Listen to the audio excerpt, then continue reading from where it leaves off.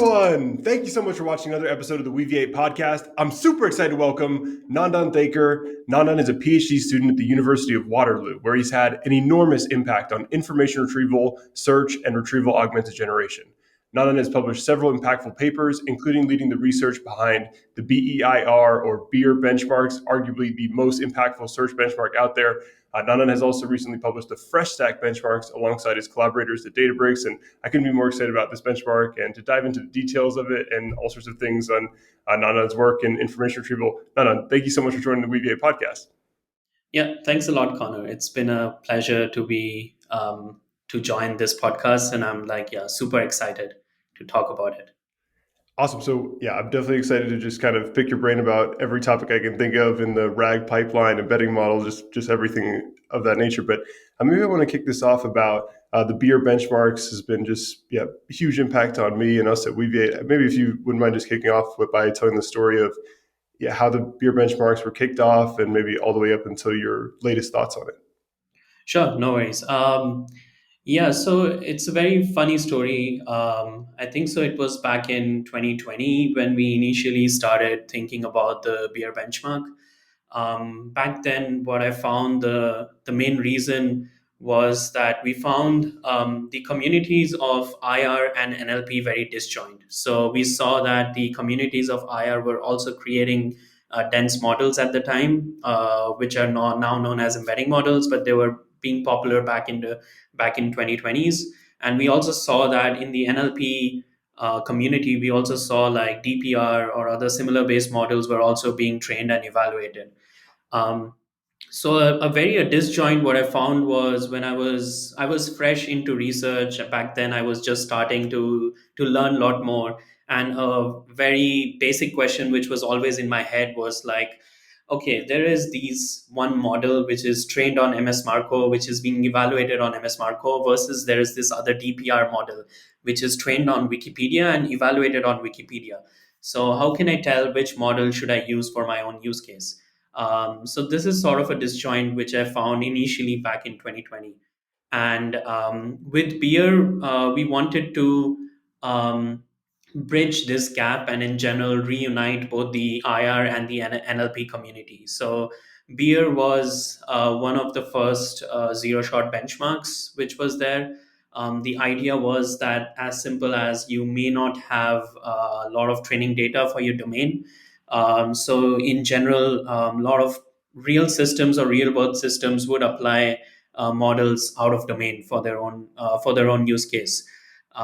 So this kind of motivated us to build out a benchmark suite, which came out to be known as the BEIR benchmark. And in 2021, I think so, it got accepted at NeurIPS, but far before that, I think so, early 2020, late 2020, sorry, and early 2021 was when we started to look at BEIR and was very happy with all the contribution and the impact it had in the community. And that's basically for the BEIR benchmark. Since then, I think so, I started my PhD here at Waterloo. So this was back I was working with Niels and Irina at the UKP lab in TU Darmstadt. So after that, I shortly started my PhD at University of Waterloo with Jimmy Lin. And ever since then, I've been more knowing myself as a researcher. So I've been learning a lot more, going deep into a lot of topics in general about retrieval evaluation, efficient retrieval models. And more recently, I've been delving into RAG systems and how we can effectively evaluate such RAG systems, trying to come up with a standard benchmark or standardize the evaluation pipeline. What I like about the IR is that it's pretty old. So search and information retrieval has been there since like 60 years. I was like recently making up some slides. So I saw one of the earliest retrieval system has been recently 60 years old. So all the metrics which are used to evaluate current retrieval based systems have been defined way early, and they are like very standardized and really nice to use these days. These days, I've been more focusing on if we can similarly standardize RAG based evaluation. and what could be the more recent benchmarks which we can use to evaluate such systems. Yeah, amazing. I can't wait to dive into the kind of the latest thinking on the retrieval benchmark. Maybe just kind of taking apart your experience with beer a little further. Yeah, just listening to you explain that, I just had a total flashback to that kind of domain adaptation way of thinking about it. And you used to say, my text, I'm working in the legal domain, or I'm working in code, or I'm working on biomedical text, and I need to find some particular embedding model that's for that. I guess, yeah, it's been a while since I've thought about it, about embedding models that way. Maybe I'm just been thinking about it wrong, but Yeah. yeah, and I guess that was kind of the original motivation of beer, is this diverse set. Uh, yeah, do you think that's still the case, that people out there should be looking for embedding models for particular domains, like in broad categories like legal versus biomedical, or do you still, or is maybe just say, like Snowflake Arctic 2.0, or like Cohere Embed V4, or, do the list of, Yeah. but yeah. Yeah, it's a good, interesting question. So I feel like I personally don't know what the correct answer is. I've seen companies like Voyage come up with their own specific domains for, a specific embedding models for each domain. So I've seen companies which lay out like that. I've also seen companies which try to jointly have all the embeddings together in a single model and try to make it much more general purpose general purpose for all domains. I personally, with my own experience, seen that making a general purpose model is in general sometimes difficult because you need to incorporate a lot of different domain knowledge within the same model and niche also, and at times this can be just too much to compress within a small model. So since more recently the embedding models are becoming larger and larger, and using a large language model or a decoder based model seems to be kind of good, but because they already know a lot about the real world and across these different domains. So yeah, I imagine these days it might not be so difficult to train a general purpose large language model across many domains. Um, Although yeah, there is always the case of like recent knowledge, which I also feel is interesting. So most of these embedding models will have a knowledge date cutoff, but for that I know that, like, RAG is a pretty good use case for that. So even if your embedding models are out of date, you can still probably retrieve on newer documents, and hopefully it should work well in those cases. So yeah. Yeah, amazing. So I have quite a few questions for you about training embedding models, and maybe diving into what you think about Colbert and then RagPie, all that kind of, how do we get the models better? But yeah, I really want to just kind of stay on the evolution of RAG benchmarking a little further. So yeah, maybe transitioning into FreshStack. I think another really interesting benchmark in the IR space is Bright, which is yeah, about having like these. I think, to me, the way I understand it is you kind of have longer queries, and then I think FreshStack also has this really interesting programming domain, which is how personally I'm using RAG the most in my life. So I love the bias of like, yeah, Exactly. Yeah. Yeah. I feel like something which personally has been motivating me is developing useful benchmarks. Back in 2020, 2021, so before the age or era of large language models, people would rely a lot on Google search. So how I feel a traditional search user would use the Google search UI is that they would put in a very short query. In general, no one wants to type too long, and then the moment they put in, they will click the Google search button, expect the results to come within a second, and then you scroll through the lists and then you click whatever is relevant. So that's what I found was the typical traditional search setting. And I feel like for this search setting, BEIR benchmark and similarly Miracle, the other search based or retrieval based evaluation benchmarks kind of mimicked well the kind of metrics we use there. So something like an NDCG at 10, which measured the position of the relevant documents in your rank list. Also, other metrics like MRR, which measures the position of the first relevant document in your list. So, feel like those were a very good mimicking of what a search user would do.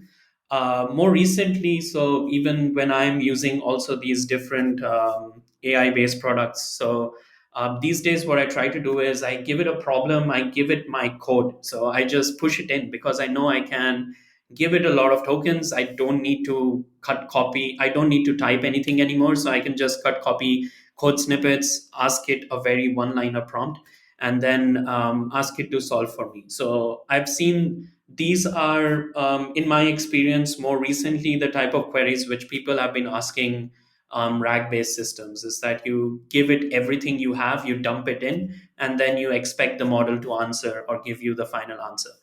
Um, so this is the setting which we wanted to evaluate in more recent benchmarks. So BEIR, apart from I think so one or two data sets there, I think so Arguana is one of them, which has longer queries where you do counter argument retrieval. Apart from that, the queries are very short. So they're like search queries. They mimic the web search criteria, which can be, noisy at times, which is usually short, having small keywords. In contrast to RAG based evaluation, I think so these days, where we need to evaluate not just a simple query, but also a code base which is not working along with the query. And you want to retrieve either code snippets or technical documentation in order to answer these queries. So this was the motivation for me, and of course other like very creative folks from Databricks like Omar, Andrew, Michael, Sam. So all of us kind of had this problem in mind, and we wanted to create a benchmark which can evaluate more recent ground like question answering, which is also grounding in information and able to solve user problems. Yeah, amazing. Maybe I want to just ask a quick question about sort of how you would go about solving the benchmark before diving a little more into the details of how it's constructed.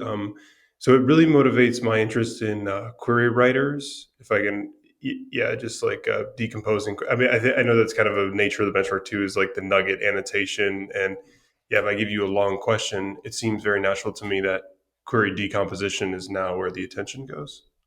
Yeah, that's true. So query, like where I think of it is like from a very IR perspective. So query rewriting is nothing but in the old days we would do query expansion.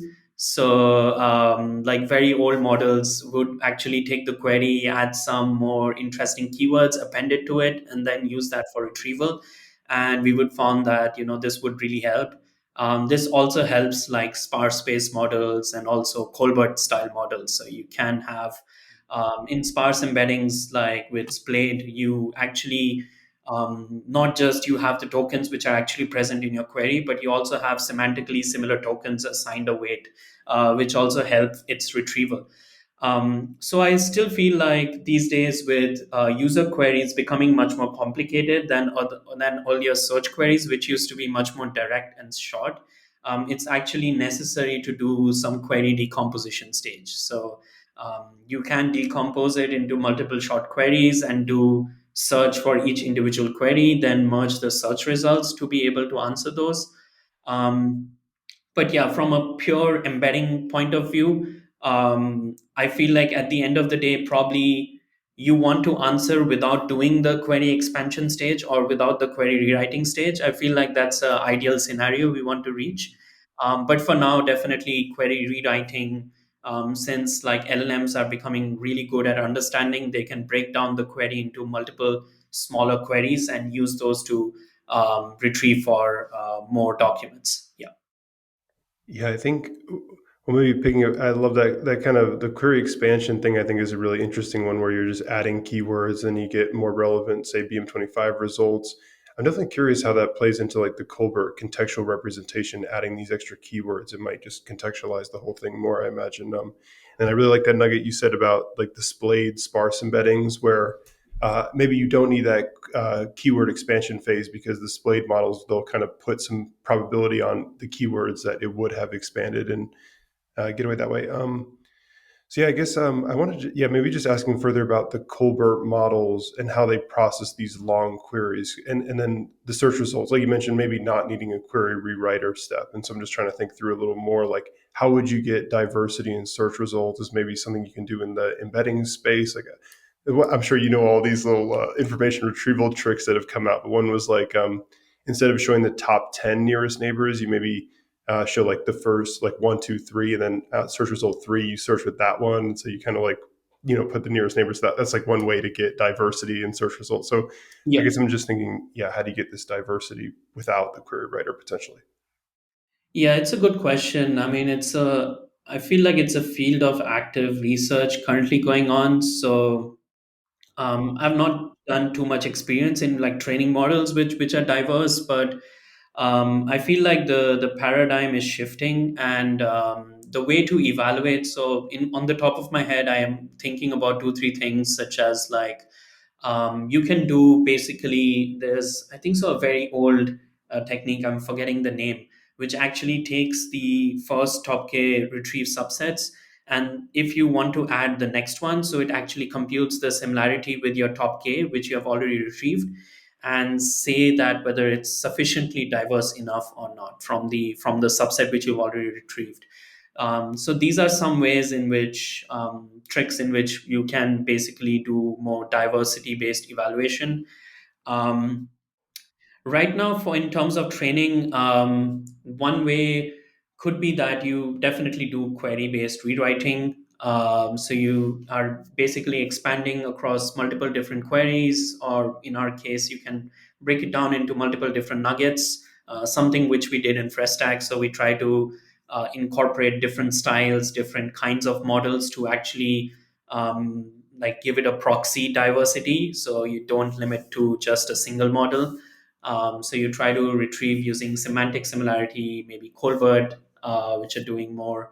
Also semantic similarity, but with across multiple tokens, and also BM25 with lexical similarity. Um, but yeah, nothing as such apart from that which comes to my head immediately. Yeah, probably it's definitely a good research avenue. So I've seen like systems like search r1, they include the whole reasoning procedure in the while they are training. So this kind of also helps to break down a very complex question into smaller chunks, and then once you're broken down, you can actually do the search for more specific things. But yeah, it would be really cool, I feel like, to just have a probably in an ideal world, like a model which understands its reasoning and then able to come up with the most diverse documents when you put in a plug saying that, okay, I want more diverse search results rather than more relevance ones. Yeah.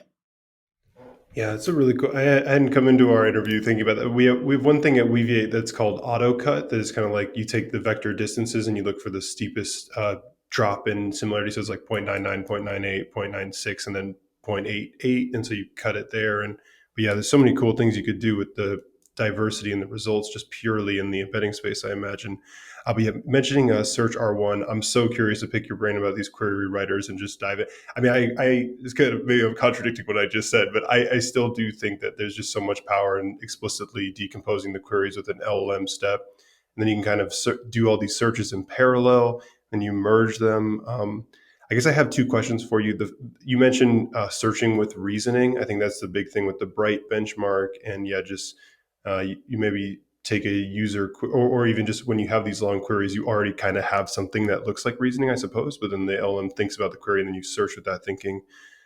Could you imagine having query writers that are writing parallel queries and then adding reasoning to each of them? Sorry, I don't mean to be coupling these questions, but then I want to also ask about how you think about merging the search results. I know those are kind of like two different questions, but yeah. Yeah, yeah, no worries. So let me try to answer them.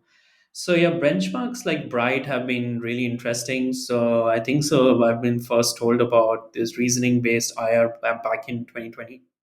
Sorry, back in 2023. Um, yeah, I like that for more difficult queries. There is a reasoning stage which kind of makes the query easier because it does an explanation, and then you kind of direct your embedding model to try to retrieve more specific things. So yeah, that's something which I feel is interesting in general. So personally, I've seen more recently people have been evaluating. They take BEIR. BEIR has more web search based style queries. more recent Brightbase has more code or math based queries where you need to do more reasoning. So, in order to be able to solve a math based query, I would imagine you would need to do multiple inherent stages. Like in LLMs, you do chain of thought. So, somewhat similar. And then you should be able to answer queries in the math domain. So, I feel like the reasoning really helps in certain domains. Like, if you have code based things, you have math based things, puzzles, it does help to reason and break it down. Um, Apart from like the original web search queries, like for example, I think so I was a part of the TREC RAG last year, which is basically a RAG competition. There we gave more web search queries which were sourced out of the Bing search engine. So there we found that the queries, like one of the example queries was like how Taylor Swift's age affected her relationships. So you can break it down, but technically you don't even need to do that. So it's kind of like you only need to search for diverse queries, but you can also break it down. Like she had a relationship with, I think so, Joe Jonas, other actors as well. So you can retrieve for each nugget or each entity specifically, and then combine from each nugget. So, for example, a very naive way would be that you limit top K from each setup and then merge them. You can also do similarity based merging, or in IR, there are like a lot of well known techniques such as like reciprocal rank fusion, so RRF, which is also very commonly used to merge different search results together. So these have been like present since I think so the 1990s. I think so RRF was I think so in mid around 2000s if I'm not wrong. So um, yeah, whenever in doubt, I always look back into literature, what's been out there, and try to propose a very simple baseline. So I definitely these days feel like probably naively merging or RRF, different search reasonings, like searches with reasonings, and merging all of them together can hopefully should give you the best results for now. But again, yeah, I'm talking from a very research point of view. I'm sure like in industry the problems are much more complicated, so you need to do probably more specialized techniques to be able to serve those queries. Yeah. Yeah, I guess one that really interests me is like summarizing the search results. Like especially like if I ask some question about lang chain, I've been playing with the FreshStack benchmarks and the lang chain one particularly, so it's just what's on my Yeah. mind. But and I come up with like six different questions to ask about lang chain, and they're pretty different from each other. So I can't imagine wanting to just take all the search results and then have like a list wise re-ranker with my original query. But I imagine having especially because it's always if it's always in this retrieval, or even maybe there are new interfaces where you present this to humans, but if it's always then passed to a language model, you say, I searched with this query, here's a summary of what I found. I also searched with this query, here's a summary of what I found. Yeah, I guess, are you bullish on that kind of search result summarization idea? Yeah, I've not heard too much about it. I think so, but it definitely makes sense to me. So, yeah, summarizing the search results is like interesting. I feel like because you get a one line or a small paragraph describing what your search documents look like, and yeah, and then you try to basically cite each rag answer and correspondingly find its citation from the source list. So yeah, whenever I look at more recent, I think so probably behind the back, I'm not sure these days what AI systems are using. It's sadly not too open enough as I would like them to be. But yeah, it's definitely quite interesting to summarize different search results and then use those to cite your answers. So nowadays, what I feel like, even in FreshStack, we were thinking about this was like you need a minimal spanning subset of retrieved documents, which can help you cite each and every part of your answer. So, for example, if you can answer a particular query in a ChatGPT interface or a similar AI interface, so you only need a few queries, the minimal spanning document set. So if you can answer that with three documents, that's great because your user probably will just look at three documents. Um, but yeah, so answering a question with three documents which can cite all of the answers and individual which can fact verify the statements in an answer will be better than the one which will be doing using 20 documents, because I imagine there's a lot of more cost with LLM based inference. So reducing this minimally span document retrieve set would be great. So you don't need more relevant things. Probably you only need one source, which is the most trusted one, and then put that as the reference for citations. So yeah, yeah, Yeah, cool. I think maybe like precision is sort of like an underreported metric, but I guess you have like it's kind of a part of the NDCG calculation. But yeah, like that minimum spanning document sounds super. And because kind of transitioning from there, whether it's you're summarizing the search results or you're pruning it with by like filtering irrelevant, or just say here's the minimum spanning set of documents. I'm really curious about this looping searching. I think this is yeah, like the agentic RAG revolution. It's like a big yeah. a big thing of it is looping searches. So yeah, have you thought a lot about that? Or Yeah. I've not had much experience with agentic based search as such, but um, yeah, it's kind of interesting. I feel like I saw some papers about this. I think so. Flair by some authors at CMU was initially doing active retrieval based augmentation things. So you would basically retrieve first, then ask an LLM to reason whether the question has been answered or not, or do you want to retrieve again, and then you do another retrieval stage. So I think of this as like multi hops. So I think of it as a multi hop reasoning model, which has been there in like some of the stuff which Omar works on, with initially with Colbert, which was focused on multi hop based queries. I also think these are like much more harder to answer when you need to do multiple hops to be able to answer these queries. Most recently, I think so, I saw the browse comp benchmark by OpenAI, which is kind of really cool.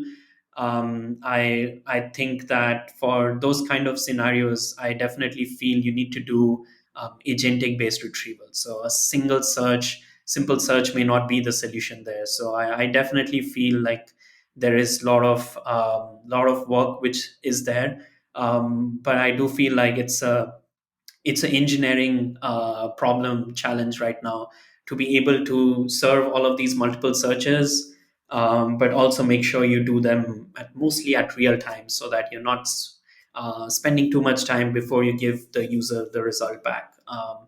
So yeah, this is kind of interesting. Like in general, I think so earlier, what I personally feel like all of us were not so patient with Google search results. So I remember when I started my PhD, latency was such a big thing, which I was also very interested. Is like you cannot scale systems when they become too bulky, the latency becomes really slow. But now it's very interesting to see people when they type something on ChatGPT, everyone is willing to wait quite some time, because your generation takes about maybe 5 to 10 seconds. If you're reusing a reasoning model, it may take up to like 3 to 4 minutes even. But yeah, users do like to wait until so much now just to make sure they get the correct answer at the end. So I do feel like as users which are consuming these products, their motivation is being changing. So these days, I feel like multi-hop is becoming much more interesting, because people's queries are much more complex. So you need to do multiple retrieval stages to be able to solve them. yeah, I think like our experience with Weaviate with building our query agent, which is kind of like our advanced RAG pipeline, and seeing the impact of like streaming. I think that's another big part of why people are willing to wait. OpenAI does it. We've recently added it in the query agent as well, where you're getting some kind of update, and there's just something to that you're like, well, it's working out. I'm not, just wait. If it just like wait, if it was just like running for 30 seconds with no response, I think that's when you're like, is it working? And that does motivate me to want to ask about like cases where you would do a really long search, like you might even take like 30 minutes to do several inferences to make sure you found absolutely the most relevant document. uh, Yeah, yeah. yeah. That's an interesting one. I mean, like I feel like these issues have been there previously also. So I remember like even in retrieval, you have what we call these kind of queries was like high recall based benchmarks. So for example, like you want to find duplicate patents. So Like, let's say a company submits a new patent of their own, and they want to patent their own algorithm. So you need to really search these algorithms, search through across all the other different patents, and make sure it's not a duplicate one, because yeah, you should not be giving out duplicate patents because it's like only one of its kind. So I know that there were companies who were looking into this, who were doing patent based retrieval, or retrieval on patents. So for them, their motivation is not to give you the search result within a minute. So they are okay to do it offline, and take as much time as you want, even if you want to take 30 minutes or an hour. So you really, back in the days, we would combine like a retrieval stage, then you would have a first stage re-ranker, then you would have a second stage re-ranker, a third stage re-ranker, and then you really then would make it, add it up. I think so a lot of initially, like these mono T5, duo T5, I think so, works from the Waterloo groups by Ronak and Jimmy Lin. So they've been focusing on that.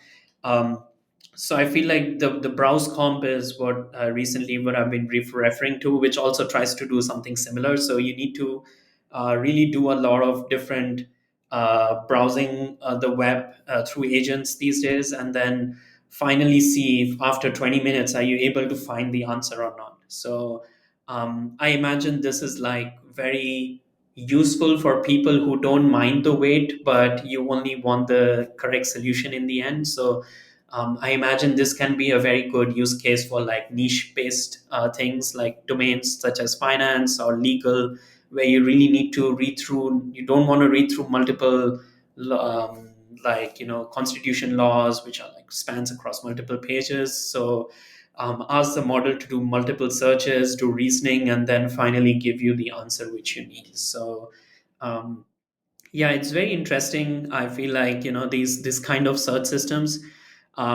personally, you need to have a very different mindset for these. So I like that, for in order to solve these queries, you're not thinking about latency at all. You're more focused upon the best performance. So you're really thinking about the upper baselines which you use, which are like, okay, you can run these offline, you can take the largest model with the largest embedding size, or do multi dense, like Colbert style retrieval as well. So yeah, things like that, yeah, basically. Yeah, amazing. I just had so many ideas of what I want to ask you next. If we can stay on the browser comp a little more, and then I really want to dive into like document representation, training models, and all that stuff. But I guess just one last question on this is, I think something that's very interesting with how agentic RAG is evolving is how you have kind of search, like the traditional like beer benchmarks way of thinking about it, and then you have this more like text to SQL way of thinking about it. And then an example we would see all the time with people building like chat with your documents type of apps is they're saying, I'm building like a real estate app and I want to see all the houses that are for sale in Boston. And now the case is that you have this kind of like pagination problem where, say, 500 results match that thing, that query that you just asked. And so it's kind of like different than search, but it's still kind of like within the scope of these sort of like retrieval augmented generation systems. So I guess I just want to ask broadly if you're interested in that kind of case of like you're paginating through search results. You maybe have to have some kind of memory in the system as you're going through it, or maybe you have some kind of parallel inference strategy. Like early days of LangChain, they had this map reduce thing that was such a cool way to uh, get around this memory. Yeah. Yeah, yeah, those are like interesting ideas. Personally, I've not explored this area much, but yeah, I found that, like, I was like more interested in like traditional text based searching. That's, I think so, was what beer was most beer was created, and I feel like I got introduced into that. So you can call it my personal bias, but that's what motivated me a lot more, was like how you can represent the natural language into embeddings, and like, capture these semantic relationships between text. Text to SQL also is very interesting in my opinion. So what I find a good use case there is like people, I think so, it's there on Hugging Face these days. You can write a simple natural language and it will give you the SQL code for it, and then you can use that to filter the Hugging Face dataset. I really like that feature. I feel like it's kind of useful, and I imagine this will help a lot of SQL based users or people who are working there. So I know that retrieval is not just limited to like text based retrieval. I think so. History in past days, Google search would take a lot of keywords, your location, your geography, and many things are embedded to give you these search results. I feel like these structures are somewhat also there in these days, like in new days or in modern day retrieval scenarios where you need to probably convert the text language into a SQL query and then use that to filter some of your search results. Pagination has been interesting. I mean, a reason why we all chose NDCG at 10 in beer was I think so we saw that Google search, you get to probably see top 5 to 10 results in a page. So this we wanted to mimic that, and we said that okay, many people are using recall at 100, like recall at 10, NDCG at 20. We wanted to keep it uniform, so just follow NDCG at 10, which is again I think so since beer it's been the norm which everyone else has been following. Um, but yeah, I do feel like pagination is important. So you from a search point of view, you want to show the users the most relevant results in the top search of the pages. In these days, if people are interacting with ChatGPT or similar based AI systems, you only need to show some few trusted sources of information. So I feel like nowadays I don't see many people actually clicking on the when you do a web search on OpenAI. I myself don't do it, so I don't click on the citations, then I don't read through the web list anymore. So what I just do is I just click on the okay, this statement has been verified by this link. I would just most likely click on that link just to verify its source. Also, these days, models give out trusted sources. So that's the kind of search which I do. So yeah, from the traditional search point of view, pagination is still important. These days, yeah, you really need to figure out before you give the user to the LLM which sources you want to give, what are the most important sources, or let the model decide by itself. Okay, these are the most important ones, and these are the ones we cite when we give out the answer. Yeah, there's so many topics I could ask you about. Yeah. The topic of citations is a great one.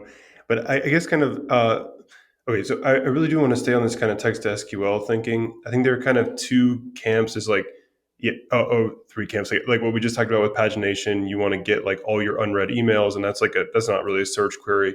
Or maybe you want to do like an aggregation. Like you want to say what's the average number of emails I received over the month per week, or so group by things like that. And then there's this intersection that I think is super interesting and maybe underexplored is like filtering search queries. So you have a search query with a filter as well. And I think like maybe with FreshStack, like you could concatenate like the LangChain, Laravel, YOLO, Godot. Did I forget the last one? Sorry, I don't know. I should have gone alphabetically.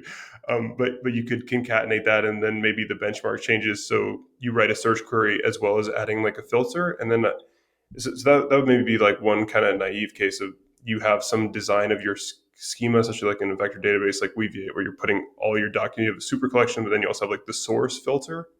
But Yeah. then I'm curious about like semantic tags you might add. Like you might use something like topic modeling or cluster to the documents. And then, so within that fresh stack lang chain, you could have this is about vector database integrations. This is about like integrating with some custom LLM. And so, I'm curious what you think Yeah. about that searching with filters.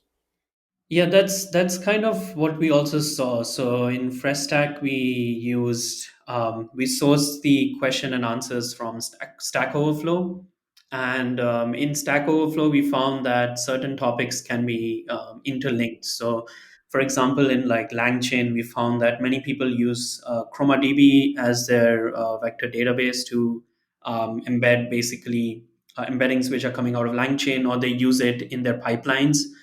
Um, so I do feel like for these cases there are like certain sources which are like interlinked to each other.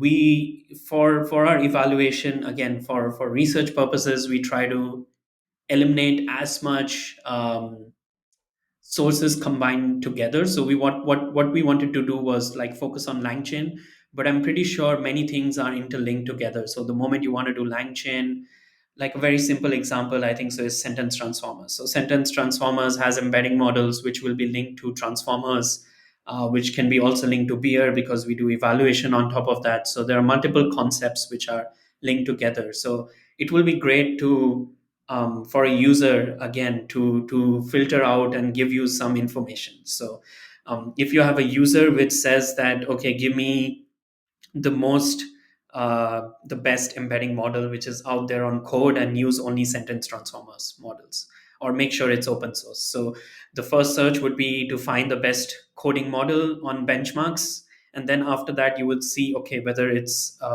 publicly available or not, whether the weights are available, or whether it's hosted on sentence transformers or not. So I feel like, I imagine for these type of queries, and tag or a filter where you have sentence transformers as a keyword will be useful to filter down the search results for the user.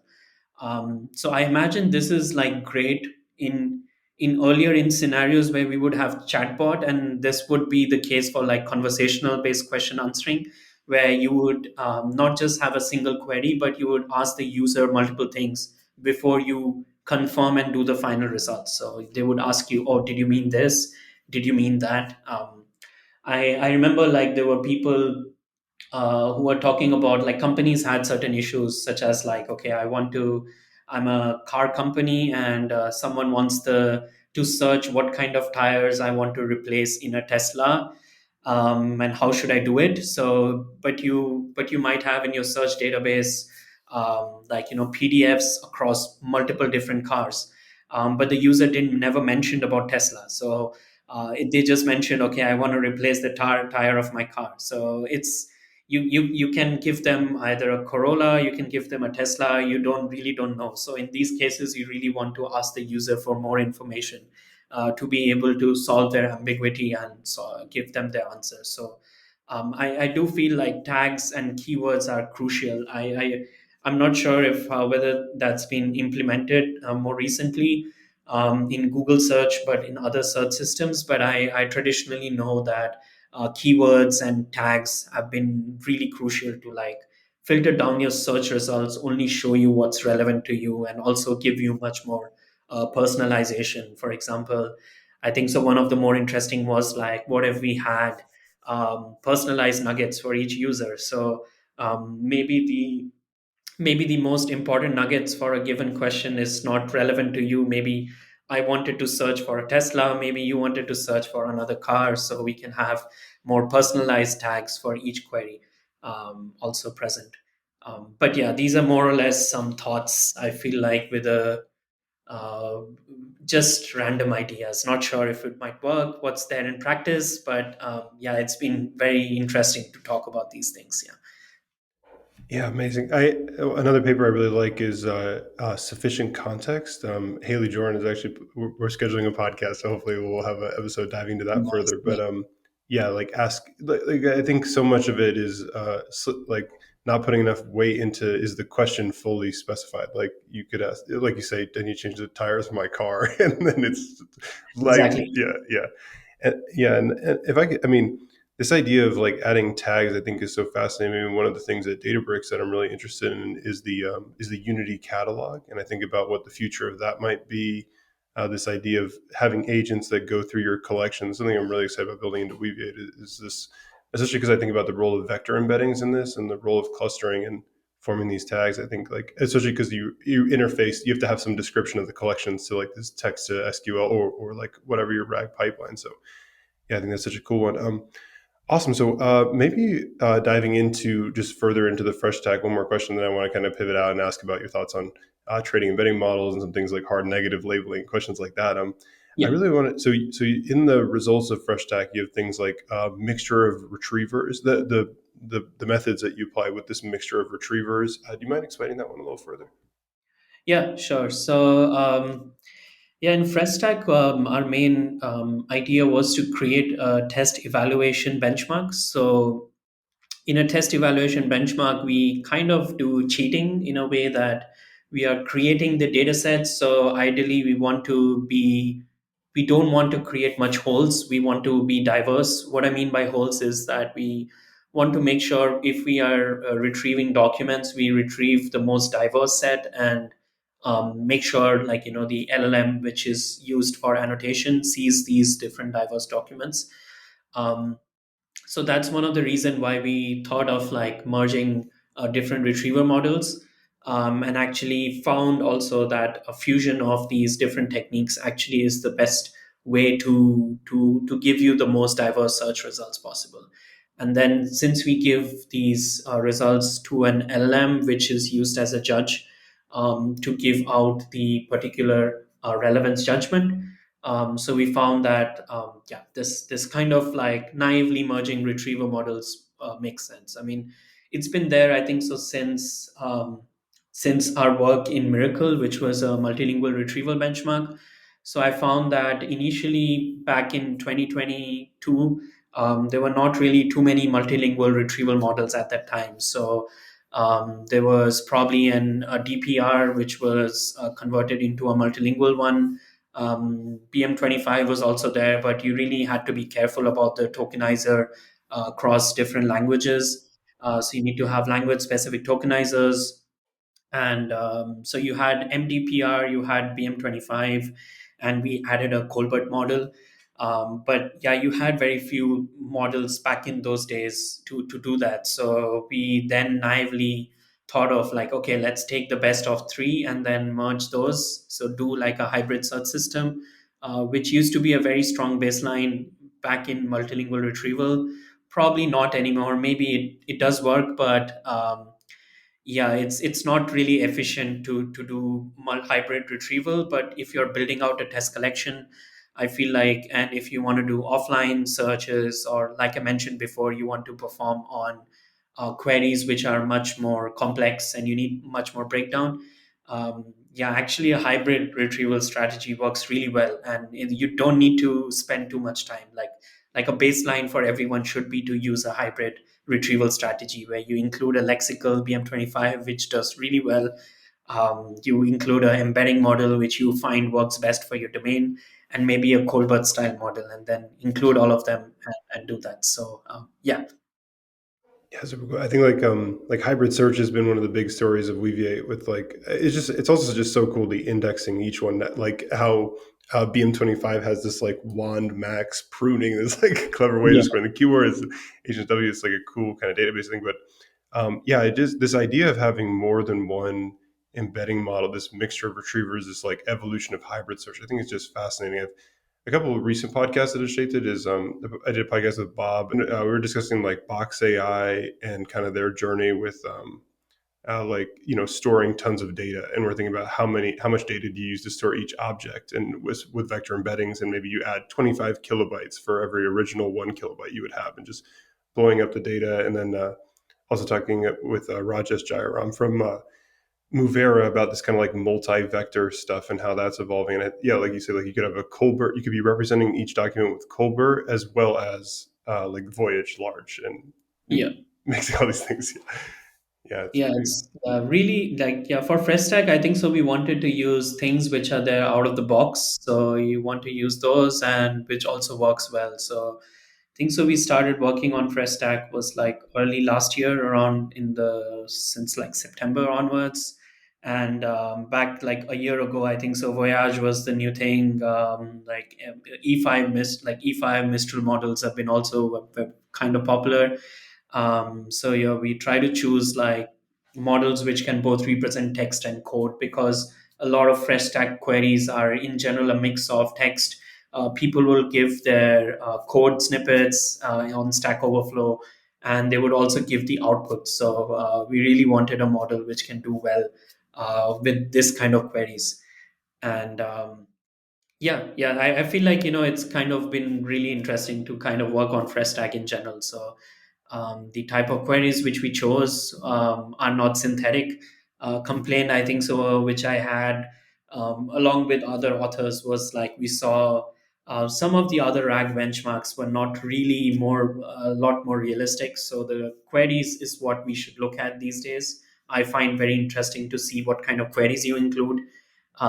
So yeah, in FreshStack, hopefully, you get a diverse set of queries which are like very challenging. So, and also these been asked by humans themselves. So, LLM generated benchmarks are kind of interesting. I know Airbench is one of them, which works well when you want to simulate a domain for which you don't have enough human label queries. But yeah, we wanted to focus more on, okay, what actually is the community asking, and how well do like real world search engines works on these recent questions. For example, if someone wants to use sentence transformer models in LangChain, and they're having an issue, they're not able to embed it properly. So yeah, what would be the solution? What kind of documents would you retrieve? And this will be a much more realistic query for us to evaluate as a benchmark. Yeah, I love it. It's like yeah, real questions, the way that you're sourcing the corpus by looking at GitHub repo. Maybe we could just step into that algorithm a little further. Sure. So say I want to create FreshStack Weaviate. How do I do it? Yes, yes. So yeah, that's a good question. So you usually start with some queries which are like written by humans, and so we sourced Stack Overflow for that.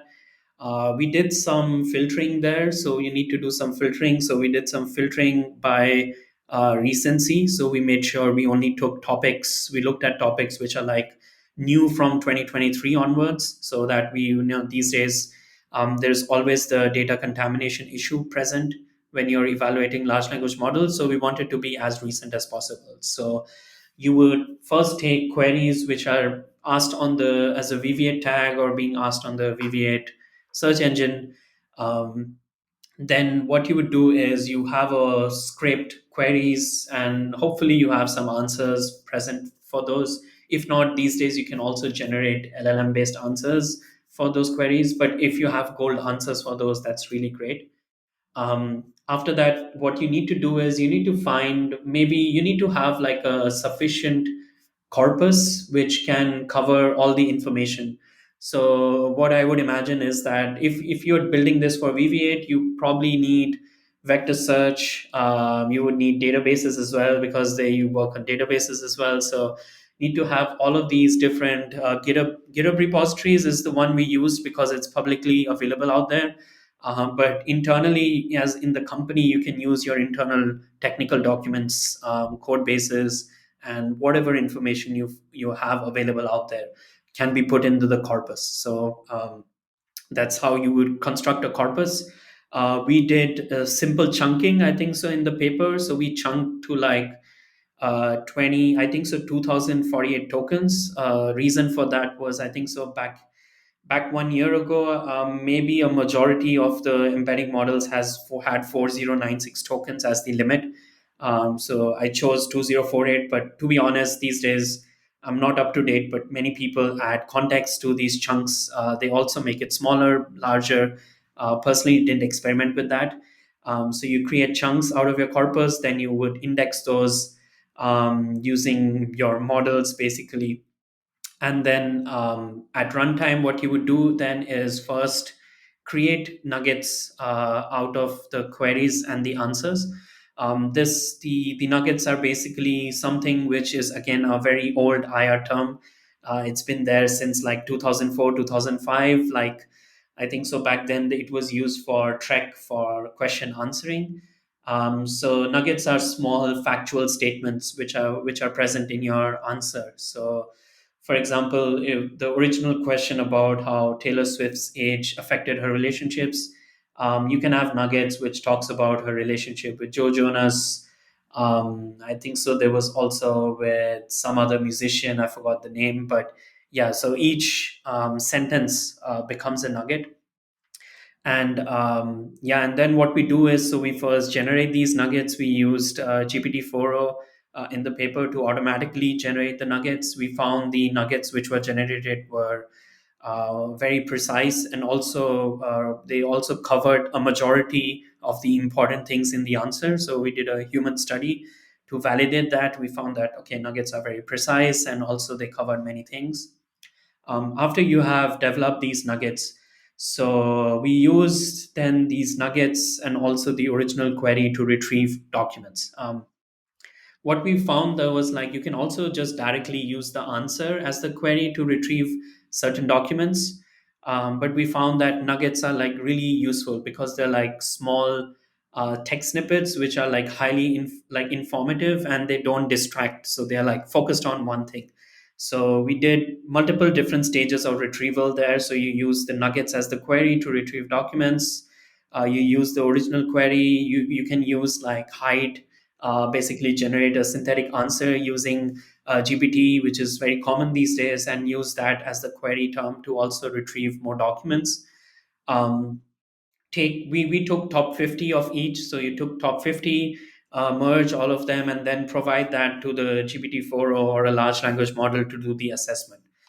One crucial thing, what we did in FreshStack, what we find is more interesting, is that we didn't do the traditional query document relevance judgments, which you will see present in any sort of IR collection, like in BEIR as well. The reason for that is that in FreshStack, the queries are sufficiently long. So it's actually very hard for an annotator to annotate relevance between a very long query and a document themselves. So, because, for example, your question can talk about, like, okay, I used sentence transformer models in LangChain pipeline, and I had an issue with ChromaDB. So you really don't know whether a document which talks about ChromaDB, is it very relevant? Is it partially relevant? An example.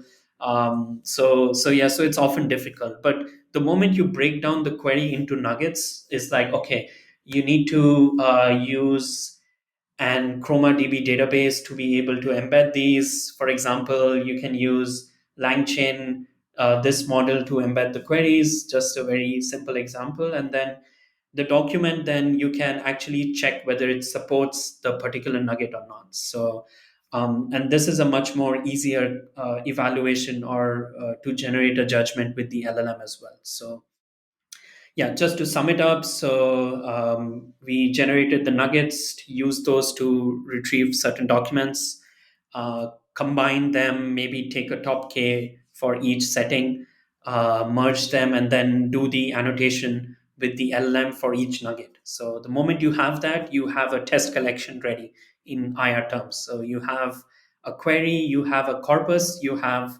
judgments of documents which are with respect to each nugget. So, um, yeah, you can think of nugget as query decomposition. I mean, you can also think of it as that. It's just that nuggets are nuggets we generate from both the query and the answer. So it's just small snippets or small sentences containing vital information which should be present in your RAG answer at the end. Um, yeah, I hope that's clear. Yeah.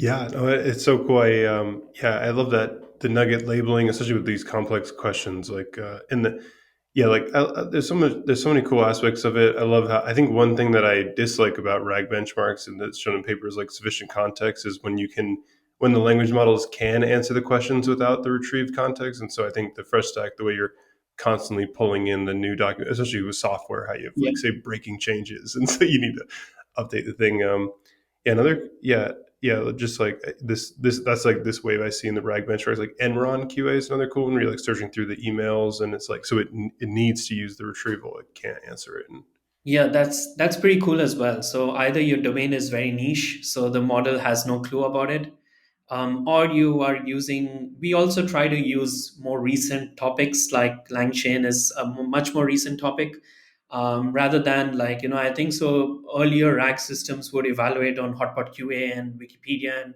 I would not like that personally. I'm like, okay, you need to, make your evaluation a bit more robust. So how would I know your model is working? By, like, whether it's working on a niche domain or not, because no one really needs to do RAG on a Wikipedia based answers. So I personally like when you have RAG answers which are not just short entities, but you really need to have a summarized answer which, like, compares two things, or maybe is a long summary. For example, the Taylor Swift age versus relationships. It can talk about multiple things, and then in the end summary, whether, does has her age affected really, or has it not. And, like, it's like you need to do a long summary of the answer, inspect each element and then give out a final verdict. So I like these kind of benchmarks, which was also there in TREC-RAG last year. Um, and we are also pushing forward with TREC-RAG this year to make it much more realistic based RAG evaluations. Yeah. Yeah, amazing. Well, no, I'm just being a little mindful of time. I could definitely go on and on just asking you questions No about worries, no information worries. retrieval. Also, maybe just a kind of a concluding question I like to ask on the podcast is, broadly, what directions for the future of AI excite you the most? Yes, this is a good question. So, personally, I personally like to do evaluation. I've been personally been very motivated about evaluations. Something which I see might be the trend in future AI would be that these days, whenever a new large language model comes out, there's like only a very specific MCQ based benchmarks which are being used for evaluation. People would benchmark on these, show the numbers, and compare their systems. But personally, I see that this trend would change in AI very, very soon. So I feel like along with FreshStack, there are like SweBench, other much more interesting benchmarks, which are more realistic and much more interesting, like the Enron, I think so, the email one, which you mentioned. So I feel like in the upcoming future, there will be more focus on domain-based evaluations. Companies would try to build more products which are not just generic focused, but also focused around niche domains. So I feel like people will go over from general reasoning, from math, from Wikipedia to much more scientific ones. Like, for example, people will start focusing on biomedical, which I think is interesting. They need to focus on legal, finance is also one thing. So I do think like in future people would start building much more custom models for these custom use cases, and that in general will help a lot of people which are dealing these niche domains. Right now, generic models are really good in a way. I feel like if you ask a question about Wikipedia or something, most of the LLM models these days are trained to answer it correctly. So you really don't need a better model there. I don't find a need there. But if you are doing something really niche, like for example, asking Stack Overflow about a new code base or LangChain or something which came very recently, or something if I want to ask about a Weaviate question, which is very specifically can be only found in Weaviate documents. So it would be really great to have these domain based knowledge also incorporated in your retrieval based model, also in your large language model. So RAG is a way to is just a method. I think so. Omar once said to me, RAG is just a method. RAG is not basically a problem. What users want is actually to solve grounded question answering. So you really need an answer to your question where you can cite things from sources. Um, so I also think like the more and more we advance our retrieval models, our AI models to be able to answer these niche domains. Um, that's personally the part where I'm more interested, and I'm seeing. I hope the community also leads towards. Yep. Yeah, amazing. I can already hear, I can picture Omar, the rag is not the problem. He's always like abstract how you're thinking about it. Yeah, no, it's been pretty fun. I think so, working with Omar personally, also in during my internship at Databricks. So, also with all the FreshStack, as much as it is my own effort in it, I don't want to deny it's been always it was a very nice internship time, and like folks like because of Omar and Andrew and Sam and Michael, because of them, I think so I got a lot of feedback to be able to create this benchmark, make sure we are working on the right things and trying to build some standard towards RAG evaluation. Is that okay? You need to do this. You need to make sure your queries are realistic. You need to make sure you're taking recent topics. Make sure you're using somewhat not the traditional NDCG at 10, but some much more diverse based evaluation metrics. Yeah. Amazing. Well, Nana, thank you so much for joining the Weaviate podcast. This was just such a fun one, diving into all these things. It's Awesome. super cool. I have some questions love to ask you, but maybe you'll come back in the podcast in a little while and I can ask you more about just training all these models and yeah, checking in on how this FreshStack benchmark is developing. I found it so useful and awesome. Thanks so much. Thanks a lot for inviting. Thank you. Yeah.